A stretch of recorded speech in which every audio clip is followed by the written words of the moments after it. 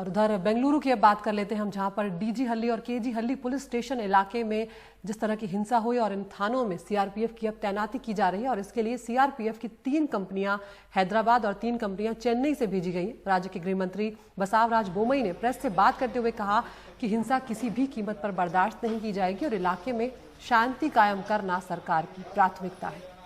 फिलहाल हिंसा प्रभावित इलाके में स्थिति नियंत्रण में है। इसके पहले शहर में कल एक आपत्तिजनक सोशल पोस्ट को लेकर जमकर हिंसा हुई। पुलिस फायरिंग में 3 लोगों की जान गई, जबकि 60 से ज्यादा पुलिस वाले पथराव में घायल भी हुए। कई गाड़ियां जला दी गई। 2 थाना क्षेत्रों में आज सुबह तक के लिए कर्फ्यू लगा दिया गया है। जिस वक्त कावलबाई संद्रा में कांग्रेस विधायक अखंड श्रीनिवास मूर्ति के घर जमकर तोड़फोड़ चल रही थी, ठीक उसी वक्त 100 मीटर से भी कम की दूरी पर स्थानीय मुस्लिम लड़कों ने एक हनुमान मंदिर के बाहर ह्यूमन चेन बना ली थी ताकि मंदिर को कोई नुकसान न पहुंचे। तो मंदिर को क्या है, हमारे लोगों मुसलमान लोगों ने पूरे यहाँ पे खड़ के एक सर्कल जैसा बनाया है, क्योंकि धर्म के नाम पे हम लोग कुछ करना नहीं चाहते थे कि मंदिर भी बचाना है, मस्जिद भी बचाना है हम लोगों को।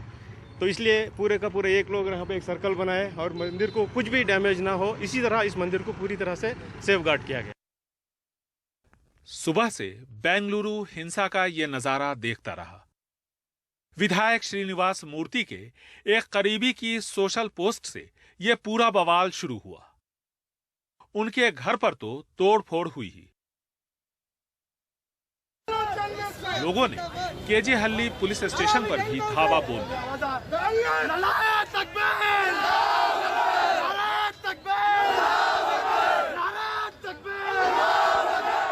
क्योंकि यह अफवाह उड़ी कि सोशल पोस्ट करने वाला शख्स इसी पुलिस स्टेशन में है। बस देखते ही देखते भीड़ जमा हो गई। आंसू गैस से लेकर लाठीचार्ज नाकाम रहा। कल इस घटना के बाद से अचानक कुछ लोग वहाँ पर इकट्ठे हो गए और उसमें कुछ लोगों ने ये इस तरह की डिमांड करनी शुरू करी कि उस आदमी को अभी अरेस्ट किया जाए और अभी हमारे सामने हाजिर किया जाए। जब उनको बताया कि इस तरह का संभावना नहीं है, इस तरह के करने का वो स्कोप नहीं है, तो वो उसमें पुलिस के खिलाफ हो गए और पुलिस पर उन्होंने पथराव करना शुरू किया और ये काफ़ी टाइम पर चलता रहा। फिर समझाया भी गया। फिर वो बाद में जब बाहर आके फिर उसमें से एक ग्रुप ने बाहर जो पुलिस की 2 वैन थी, जो केएसआरपी की वैन थी और उसके साथ में 2 जीप थी जो डीसीपीज की थी, एक हौसला व्हीकल थी, उन सब व्हीकल को पलटा के कुछ को आग लगा दी, कुछ को बहुत बुरी तरह से तोड़ दिया।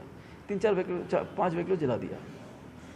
साथ साथ ही कुछ लोग उसमें से हमारे पुलिस स्टेशन के अंदर जाके बेसमेंट में जाके वहाँ पर जो सीज्ड मोटरसाइकिल रखी गई हैं उन मोटरसाइकिल को जला दी।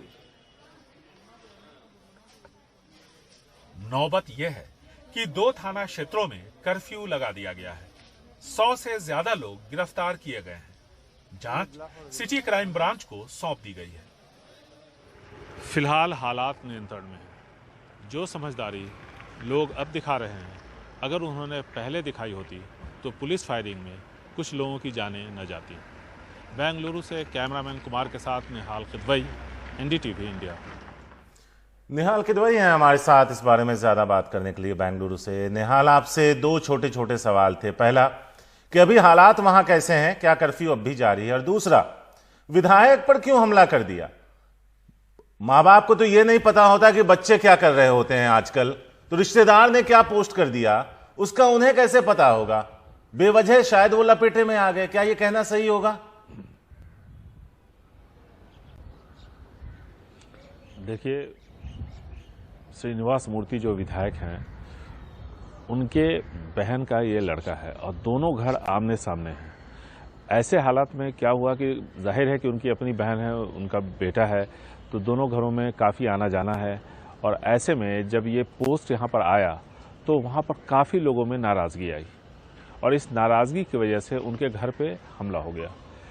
अब यहाँ पर देखिए, डीजे हल्ली और केजी हल्ली, इन दोनों के बीच में 1 किलोमीटर के लगभग का फासला है। अगर बीच के ट्रैक से अगर आप जाते हैं तो मॉब 2 जगहों पर भीड़ जमा होनी शुरू हुई। एक श्रीनिवास मूर्ति के घर पे और दूसरी केजी हल्ली पुलिस स्टेशन में, क्योंकि ऐसा कहा गया कि श्रीनिवास मूर्ति का जो भांजा है जिसने ये पोस्ट डाला था वो पुलिस स्टेशन में है और लोग चाहते थे कि पुलिस कम से कम ये इंश्योर करे कि वो वहाँ पर है, उसको गिरफ्तार कर लिया गया है। पुलिस ये इंश्योर लोगों को नहीं कर पाई, इससे लोगों का गुस्सा और भड़क गया।